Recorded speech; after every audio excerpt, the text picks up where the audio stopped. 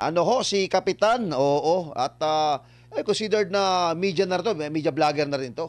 Nagulat tayo lahat habang naka-live itong si Kapitan, biglang pinaputokan, ano? Ano masabi mo, partner Badong dito? Nakikiisa po tayo kay Vice President Sara Duterte sa pakikiramay dito sa pamilya ni Kap Dodong. No, ito po napakalapit po na issue na to sa amin, mga political vloggers, kasi anytime po pwedeng mangyari po to. Isa rito sa ating birada, malamang kay partner Dan to mauna maganap. Biro, biro lang. Hindi, alam nyo po, So yun na. kakaiba po yung ano namin, kakaiba po tong Mm. aming sitwasyon, no? Hindi po kami matatawag na, bagamat matagal-tagal na rin po kami, hindi po kami matatawag na mainstream media dahil talagang mas tutok kami yung mga personal vlogs namin. Doon talaga kami, no? Kung ganito lang po kadali, no? Yung pagpatay sa mga vlogger, kasi nagba-vlog siya sa Facebook. Lalo na po to, ito meron pang katungkulan, no? At least barangay captain po to. Mhm. Paano po kaya yung mga katulad ni Brother Dan? Teka. Na Good boy ako, good boy ako, good boy ako. hindi, paano pa kaya, 'di ba? Na yung mga Mm. katulad ni Brother Dan na walang katungkulan sa pamahalaan, 'di ba? At least kung may barangay captain ka, may mga matatawag kang barangay tanod na maaring Mm. maging kapartner mo. Paano naman yung mga political vlogger na talagang tapang lang po? Hindi lang po sa Duterte to, ha. Pati po yung mga kalaban naming mga political vlogger, kasi nire-recognize po namin yan, magkakalaban po kami sa paniniwala. Pero pagka mayroon po kahit po sa kabilang panig na nangyari po yan na dinedo o ginurgur dahil sa kanyang mga political na paniniwala, maski kami makikiramay dyan sa pamilya na yan kasi hindi po nararapat. Tayo po ay nasa demokrasya. Ito po ay ang demokrasya po, kasama po yan sa ginagarantihan yung market of ideas, free market of ideas, no? Hayaan nyo po yung mga tao ang magpasya. Kami nagpapahayag, kami po madalas na tumututol sa mga sinasabi ng nasa pamahalaan. Trabaho po namin yun dahil kami po ay oposisyon. Talagang kinakailangan po kami sa demokrasya. Ano na lang mangyayari sa bansa natin kung lahat tayo aayon na lang. Kaya dapat yung mga kumukontra, maski kami, kahit kami kinukontra ng ibang vlogger, pati yung kumukontra sa aming vlogger, hindi lang po kami, mga Duterte vloggers ang dapat may proteksyon. Pati po yung mga kumukontra sa mga na vlogger, mga kapwa namin vlogger yan. Kaya nararapat siguro na yung proteksyon po, no, ng malayang pamamahayag. Alam mo, kay Tatay Digong, wala pong ganitong mga balita eh. Natatandaan ko po, talagang medyo relatively tahimik. Ngayon po, parang 2-5 na lang po. Kung nung sinimulan po, di ba, mula po nung panahon kay Percy Lapid pa, Mhm. na mukhang hanggang sa kasalukuyan ay wala pa rin pong katarungan na natatamo. Partner. Okay, partner Alam Bisdak. niyo po mga kapartner, no, yung kay Percy Lapid, nangyari, kasagsagan natin yung kainitan natin after election nun eh. Talagang kritiko na tayo ni Pangulong Bongbong Marcos that Mm. time. Medyo kinabahan din kami dun partner. Sabi, tika lang, kasi si Percy talagang markadong dilawan, penklawan yung panmakabirada, tuloy-tuloy. Na ano kami dun eh, kumbaga, siyempre, nandun na rin yung takot, no? Nandun na rin yung pag-alinlangan para magkuminto sa issue ng bayan, pag-criticize. Pero partner, hindi po natin yung ininda. At tumuloy-tuloy po tayo sa pagbabalita, pag-criticize sa gobyernong Marcos. Kasi tama ka doon, partner Badong eh. Mahalaga kasi ang kritisismo sa isang administrasyon. Dapat matanggap po ito ng pamahalaan na merong pro at meron ding anti. Hindi po pwede sumasang-ayon lahat ng mga Pilipino kasi wala nang check and balance, partner eh. Kasi sa akin partner, kagaya ho sa atin, daming nagtotroll sa atin. Ako, hindi man ako nagagalit yan. Kumbaga, nagiging ano sila, nagiging challenge pa sa atin at nakakatulong pa yan na ma-inspired pa tayo, pagbutin ang pagbablog, pagbutin ang pagkukomento. Pero pagkatapos ni Percy partner, nasundan pa rin partner yung ng pinasok mismo partner. Live din yung partner, di ba? Pinasok rin yun sa bahay po Sa talaga radyo. mismo eh. Sa ano yun, Sir, si, Yung yung nasa radyo. partner, kilala ko yun. Mm. Kaibigan ko yun. Si yun, Johnny Walker. Yun, Johnny Walker. Si Johnny Walker. Oo, pinasok talaga yun sa kanyang bahay. At ngayon, ito naman bago, pinasok rin po partner, ganun din. Meron din criticism na nangyayari, may pinaglalaban din po sa issue sa lipunan, nagla-live din po. Sana po magkaroon tayo ng proteksyon mga ordinaryong mga political vlogger na every time po tayo ay nagkikriticize at nagsasalita, ay safe tayo. Dahil meron po tayong tinatawag na Freedom of Expression, Article 3, Section 4. Freedom of Expression sa Bill of Rights, ay karapatan po natin yan dahil nasa demokrasyang bansa ho tayo. Pag kinikitil po ito partner, hindi na po maganda ang takbo ng ating bansa. Ibig sabihin ho nito, nagmistulang martial law na po ang datingan partner. Balikan ko lang yung sinasabi ni partner Badong na sa panahon talaga ho ni former President Rodrigo Roa Duterte, ligtas na ligtas po ang lahat ng mga bumabatikos kay former President Duterte. Tingnan mo si Antonio Trillanes, grabe makabatikos, buhay pa naman yan. Di ba ho? Buhay na buhay pa rin. Kaya yung Rappler, ang tindi bumatikos, buhay pa rin ho sila. Ganun ho katindi ngayon under Marcos. Kaya ito lang ho ang tanong, Mr. President, ligtas pa ba ang pambabatikos at pag-criticize sa inyong administrasyon? Tanong lang man ho yun, partner. Ako, partner, tama kayo. Susundan ko lang yung mga sinabi po nila. Lahat ng sinabi nyo, tama. Proteksyon ang pinag-uusapan dito.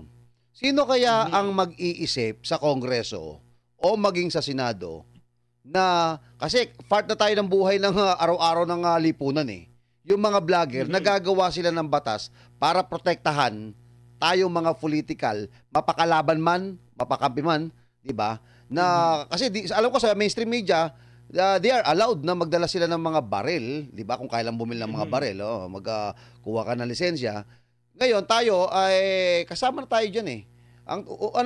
Unahin ko muna doon sa ano kayang ang batas na pwedeng magprotekta sa mga political vloggers, content creator, na itong mga kongresistang ito. 'Di ba? At saka sa mga senador kasi hinahanapan natin dito yung protection. Kasi ito live eh.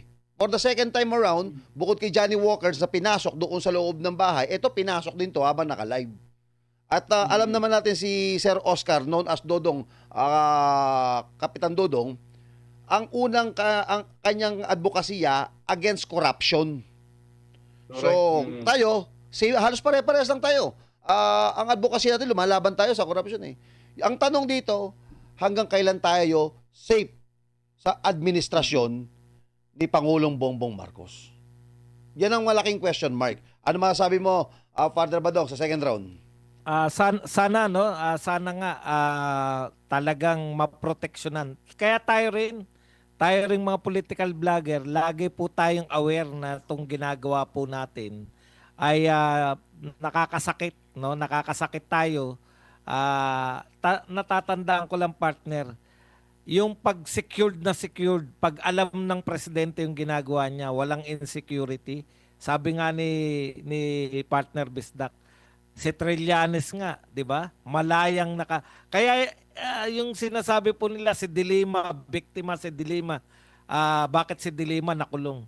O bukod po kay Dilima, sino pa po yung pinakulong dahil yung sinasabi niyo na political? Hindi po political si Dilima. Ang pagkakakulong po ni Dilima, napanood po natin ang lahat. Ang dami pong tumistigo laban kay Dilima.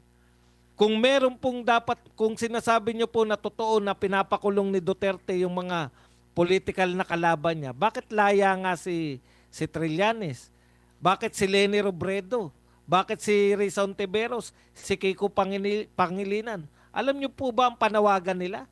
Nung kauupo pa lang ni Tatay Digong, Aus Duterte. Ibig sabihin, palayasin si Duterte sa Malacanang. Pero dahil po ang Pangulo noon ay walang inseguridad sa buhay, ang Pangulo noon alam niya yung kanyang gagawin, si Pangulong Duterte. Wala po siyang pakialam. Alam po niya na yung pagbatikos ay bahagi ng demokrasya. Kaya trabaho lang po siya. Nakita po ninyo. Wala po siyang atakdog na katulad ni Anticler. Dahil kaya niyang sagutin, batikusin niyo siya. Ilang beses niyang binara si Lenny, si De Lima, si Trillanes. Kaya niya po eh. Dahil wala siyang insiguridad, naniniwala siya sa ginagawa niya. Eto po bakit kinakailangan ng isang gadun, ng isang napakadami pong tagasagot. Kinakailangan ng ating gobyerno ngayon, yung mga dilawan kakamping na bumanat sa mga Duterte. Partner, hindi kinakailangan niya ng isang gobyerno. Ang kinakailangan mo lang, magtrabaho ka ng maayos at mamahalin ka na ng tao katulad ng ginawang pagmamahal ng mga Pilipino kay Tatay Digong nung siya pa po ang namumuno. Partner. Yun. Tama ka Tumpak. dyan, partner Badong. Partner Dan, napakaganda yung katanungan eh. Kasi hanggang ngayon tayong mga political vlogger, wala po tayong security. Hindi po natin alam saan po tayo pupunta. What for example, ano po ang mangyayari sa atin, maagrabyado tayo, saan po tayong organisasyon na bibilong. Kasi pag tinitingnan mo, kalahati media, kalahati vlogger, no? Parang hindi pa ho totally tayo na-recognize ng gobyernong ito. At gusto pa nga ho nila ipalabas na ang mga political vlogger di umano ay ito ay pinagmulan ng mga mali-maling balita at fake news. Pero tayo dito sa Berada Aguila, mga DDS political vlogger, ipinipilit po natin na umayos at tumaas ang level ng mga political vlogger at nandito na nga ho tayo, nag-collapse tayo dito ngayon sa Berada Aguila, puro katotohanan yung mga pinagsasabi natin dito. Kaya marapat dapat lamang na ang nasa Kongreso mapansin naman ho tayo na tayo ay isang komunidad, tayo ay isang sektor na nangangailangan ng proteksyon para hindi maulit muli doon sa mga nangyayari kay Johnny Walker at kay Kapitan Bukol, partner.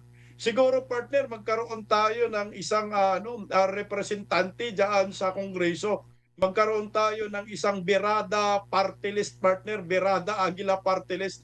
At tayo na magsusulong. Napunta na tayo sa politiko, partner, kasi hindi, walang pumapansin kasi sa sektor natin, di ba? Oo, tama. Correct. Pumapansin sa sektor natin at At nagbibintangan mahirap pa tayo. manghingi ng mahirap manghingi ng proteksyon sa iba, partner. Tuloy mo. Correct ka dyan, partner. Meron tayong sektor, marami ng mga political vloggers, katunggalin natin, kahit katunggalin natin yung mga yan, kasama rin po sila sa sektor at kasama rin po sila sa dapat na proteksyonan. Siguro, magkakaroon tayo ng representante kung gusto po ng mga supporters ni Bongbong Marcos na political vlogger. Suportahan niyo po ang Berada Aguila Party List. Tatakbo po kami para sa kapakanan nating lahat. Yun, no? Congrats. Kasi magsusulong tayo ng batas Correct, para partner. proteksyon sa mga political vlogger sa present, future, partner. Marami talagang sisibol ng mga bagong political vlogger. Ngayon, nandito na tayo nauna, baka po pwede, ganun ang mangyayari. Proteksyon sa mga political vlogger. Kasi, pag titingnan mo, si Pangulong Bongbong Marcos, hindi nga ho nagbigay ng mensahe sa nabiktima, partner. Si Vice President Inday Sara lang ang nagbigay ng mensahe. Kikiramay. Pero ang Pangulo dapat, siya po yung mauna dito, partner, dahil siya po ang ama ng lipunan. Siya nga dapat yung magbigay ng partner, yung pabuya. Si Vice President Inday Sara ang nagbigay 1 million. Yan lang po ang isa sa mga nakita ko dito, partner. Kailangan po natin ng proteksyon, kailangan may batas na isusulong sa Kongreso, kailangan may representanteng magsulong dyan sa Kongreso para sa mga political vlogger. Ang first nominee natin, Badong Aratiles.